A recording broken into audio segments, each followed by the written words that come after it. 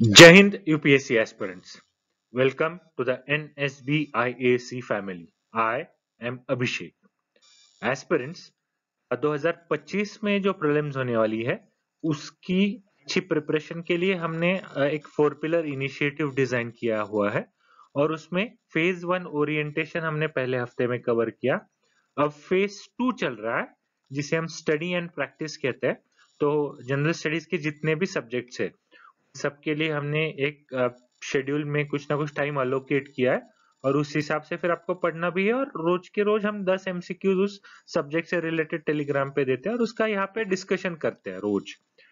तो आज से अब इससे पहले हमने ज्योग्राफी पूरा कवर कर लिया है और ज्योग्राफी के अब 10 दिन रोज 10 एमसीक्यूज जैसे 100 एमसीक्यूज आपको मोस्ट एक्सपेक्ट टॉपिक्स में से हमने वहां पे दिए थे जो बेसिक नेचर के थे, मतलब जिसका अंडरस्टैंडिंग आपकी पढ़ने के लिए काफी जरूरी है। थोड़ा सा टफर क्वेश्चंस हम फुल लेंथ टेस्ट में देंगे, अभी फिलहाल बेसिक क्वेश्चंस के जो पढ़ाई में आपको आसानी हो जाए। तो ज्योग्राफी के बाद अभी हमारा सेकेंड टॉपिक हमारे शेड्यूल के हिसाब से एनवायरमेंट है। तो एनवायरमेंट के डे 1 आज जो 17 फेब के जो क्वेश्चंस आए हैं 10 एमसीक्यूज उसका डिस्कशन हम शुरू करते हैं। साथ ही साथ इस हफ्ते में हम जुलाई के जो इंपॉर्टेंट करंट अफेयर्स है वो भी यहाँ पे कुछ क्वेश्चंस उससे रिलेटेड भी बनाएंगे। तो आज की शुरुआत करते हैं। हमारा पहला सवाल है which amongst the following can be termed as a functional unit of nature। देखिए क्या पूछा है, फंक्शनल यूनिट। अब जैसे सेल क्या होता है, basic unit of life. Cell क्या होता है, बेसिक यूनिट ऑफ लाइफ। वैसे ही नेचर का फंक्शनल यूनिट, नंबर नेचर का functional unit which amongst the following can be, पूछा क्या है, कैन बी टर्म्ड। ये एक कॉन्सेप्ट बेस्ड क्वेश्चन है। आपको क्या करना है, पहले देखिए इकोलॉजी की कॉन्सेप्ट समझना है, इकोसिस्टम की समझना है, फिर इकोटोन और निश, इन सब की कॉन्सेप्ट अच्छे से समझनी है। जब आप कॉन्सेप्ट समझोगे तो अब एक बार आपको इकोलॉजी की कॉन्सेप्ट समझ में आ जाएगी तो फिर आपको ये भी समझ में आ जाएगा कि इकोसिस्टम की कॉन्सेप्ट क्या है। और ecosystem is the functional unit of nature. Remember it's a conceptual question. तो इकोसिस्टम का कॉन्सेप्ट आपको अच्छे से समझना है और उसके साथ ही साथ ये बाकी 3 जो ऑप्शन है उसके भी आप कॉन्सेप्ट अच्छे से समझिए। देखिए ये चारों ऑप्शन यहाँ पे देते समय काफी सोचा है हमने यूपीएससी कौन से कॉन्सेप्ट्स पे इस साल क्वेश्चन पूछ सकती है।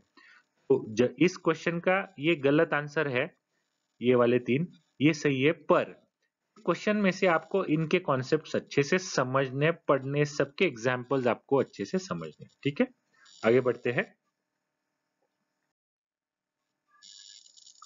हमारा दूसरा सवाल है, देखिए ये यूपीएससी के प्रीलिम्स 2018 में पूछा गया था।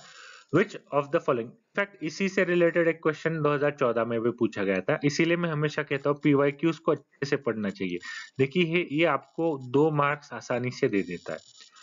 विच of the following leaf modification, देखिए लीफ मतलब पत्तियां जो होती है उनमें जो मॉडिफिकेशंस होते हैं ऑकर या occurs in the desert areas to inhibit water loss. देखिए डेजर्ट ऑलरेडी एक वाटर स्केर्स एरिया होता है, तो वाटर लॉस मिनिमम हो इसलिए वहां पे प्लांट्स में लीफ मॉडिफिकेशंस इनमें से कौन से दिखाई देते हैं।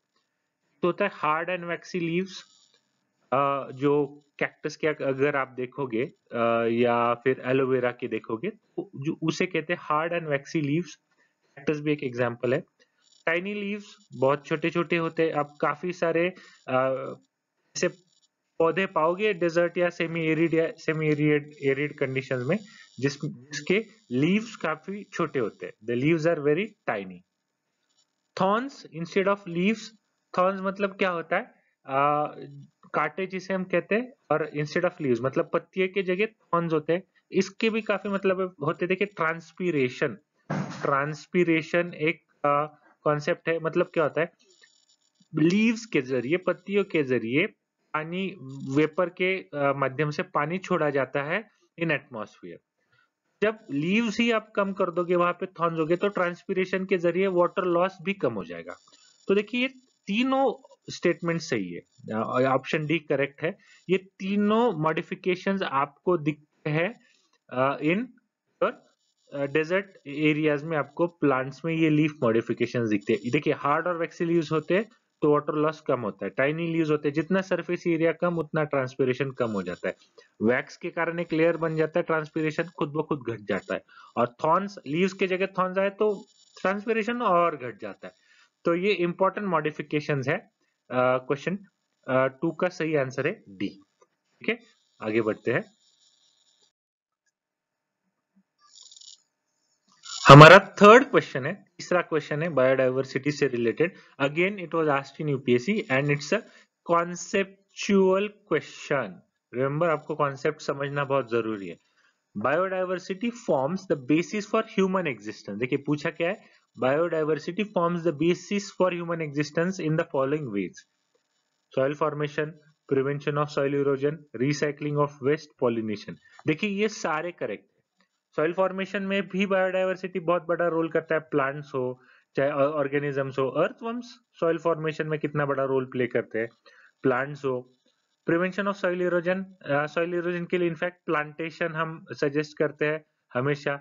तो it is in prevention of soil erosion, grasses जहाँ पे हो सॉइल इरोजन कम से कम होता है, तो ये बायोडाइवर्सिटी का ये हिस्सा है। रिसाइकलिंग ऑफ वेस्ट, देखिए वेस्ट सिर्फ ह्यूमन जनरेटेड वेस्ट ही नहीं, नेचर में भी वेस्ट होता है, इनफैक्ट ह्यूमन जनरेशन वेस्ट भी होता है। तो डेट्रीवोरस एनिमल्स होते हैं या फिर बाकी सारे जो एनिमल्स होते हैं, स्कैवेंजर्स जिसे कहते हैं, तो रिसाइकलिंग ऑफ वेस्ट उनके जरिए होता है। और पॉलिनेशन ऑफ क्रॉप्स, देखिए पॉलिनेशन सबसे जरूरी है फॉर अच्छे यील्ड, मतलब प्रोडक्शन अच्छा हो किसी भी क्रॉप का, पॉलिनेशन इज एसेंशियल। पॉलिनेशन किस जरिए होता है, अलग अलग इंसेक्ट्स के जरिए होता है या फिर मक्खियों के जरिए होता है, ऐसे इन types of organisms pollination is also important. Birds के जरिए भी होता है, तो pollination is also important. Pollination is an essential activity to enhance the yield, in fact for survival of the plants, तो flowering plants specially। तो answer D is the correct option. ये concept है, इसे आप अच्छे से समझ लीजिए, इस पे क्वेश्चन आने की संभावना हमेशा से ही रहेगी। ये बढ़ते हैं। हमारा चौथा question, again it's a concept. The most important strategy for the conservation of biodiversity together with traditional human life is the establishment of। देखिए पूछा क्या है, together with मतलब conservation करना है पर ट्रेडिशनल ह्यूमन लाइफ, वहां पे जो ट्रेडिशंस है, वहां पे जो कम्युनिटीज है, उनको साथ लेके करना है। तो इनमें से कौन से एक्शंस के जरिए ये हो पाएगा? देखिए ये सब कंजर्वेशन ऑफ बायोडाइवर्सिटी में आता है, पर क्या है ट्रेडिशनल। ट्रेडिशनल क्या होगा, देखिए बायोस्फीयर रिजर्व्स, जहां पे मतलब ये यूनेस्को का प्रोग्राम था, man and biosphere programme, man and biosphere programme कहते हैं। तो वहां पे traditional human life, human traditions के साथ साथ इकोलॉजी, इकोसिस्टम और बायोडाइवर्सिटी कंजर्व किया जाता है, इसीलिए बायोस्फीयर रिजर्व नाम में भी है, बायोस्फीयर रिजर्व। देखिए बाकी नेशनल पार्क्स हो, वाइल्ड लाइफ सेंचुरीज हो, these are all legal measures, मतलब ये लॉ के जरिए हम करते हैं। पर यहाँ पे देखिए एक तो ये यूनेस्को का है, दूसरा ट्रेडिशनल ह्यूमन लाइफ को भी कंसिडर करता है इन कंजर्वेशन। नेशनल पार्क या वाइल्ड लाइफ सेंचुरीज में वैसे नहीं होता, it is a legal way. Botanical gardens, yes it is a scientific way, वहां पे बिल्कुल जरूरी नहीं, it's an artificial way also कि हम ह्यूमन लाइफ को ले, इसका कोई भी गारंटी नहीं होता। It is generally at a scientific level with help of rules, regulations और इंस्टीट्यूशंस। तो इस क्वेश्चन का सही जवाब है डी। ठीक है, आगे बढ़ते हैं।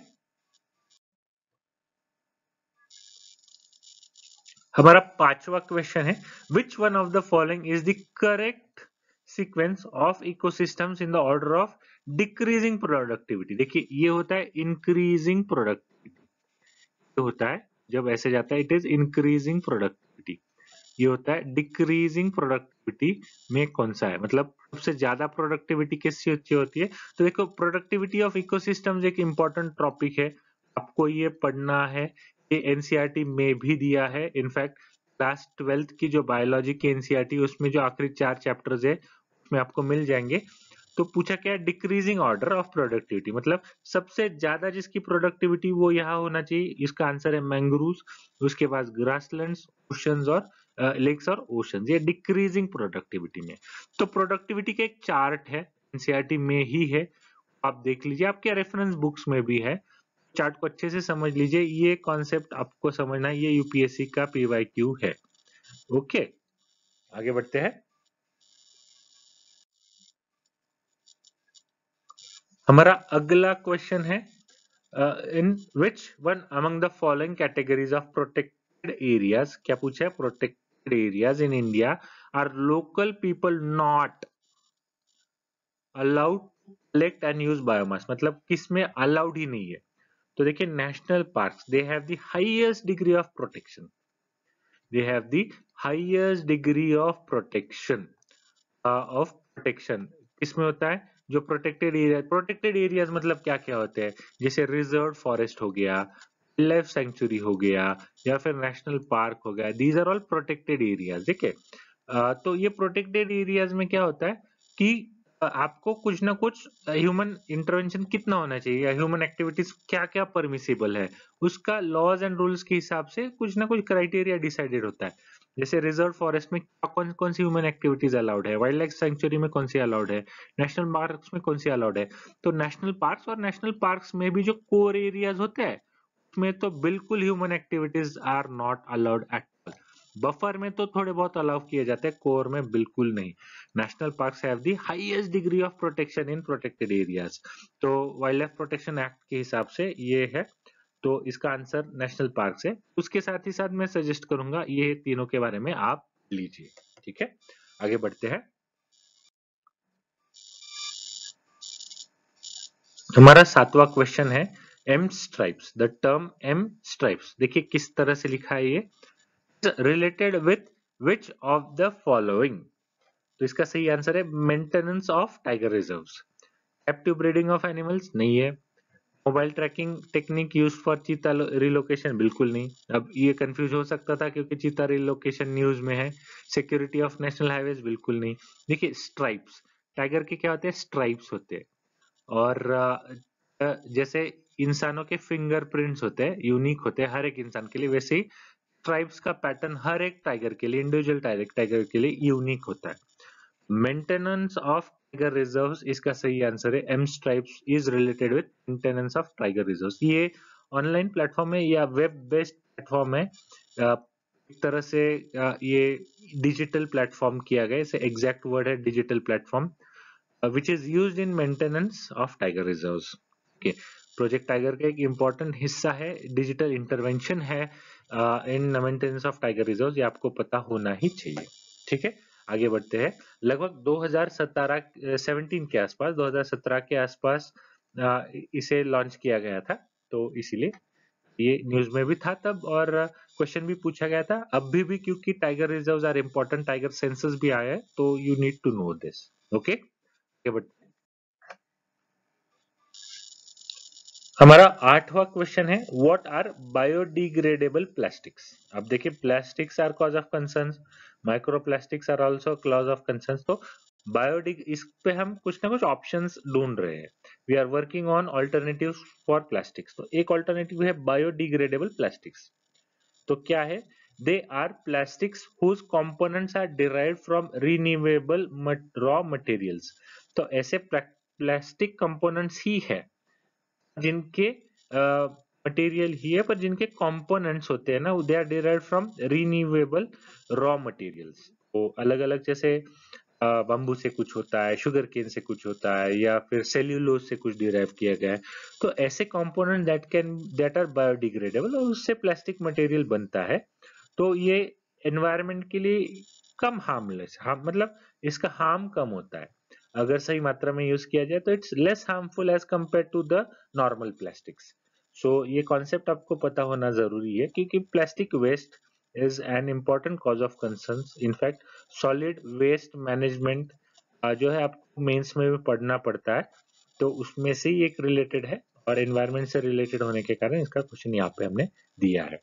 तो ये कॉन्सेप्ट समझ लीजिए, उसका कंपोनेंट समझ लीजिए, उसके एप्लीकेशंस आप देख लीजिए कहाँ कहाँ पे हो रहे हैं, कि इससे रिलेटेड क्वेश्चन पूछा जा सकता है।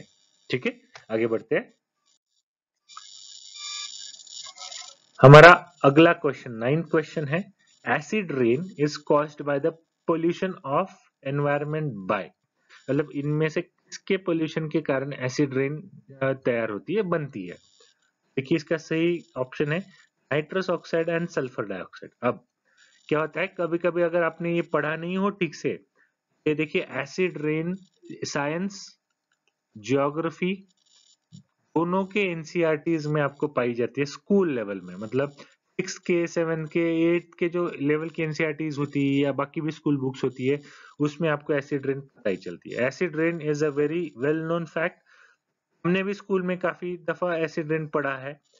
तो क्या होता है कभी कभी अगर हमने एसिड रेन ठीक से नहीं पढ़ा है तो क्योंकि पोल्यूशन ऑफ एनवायरनमेंट, तो ज्यादातर हम पोल्यूशन के बारे में अगर पढ़ते हैं तो हमें कार्बन डाइऑक्साइड, कार्बन मोनोऑक्साइड यही पता रहता है। अगर हमने ये ठीक से नहीं पढ़ा हो तो हमें लगता है इनमें से ही कोई ऑप्शन होगा और फिर इसके साथ काफी बच्चे चले जाते हैं। तो ऐसा नहीं करना है।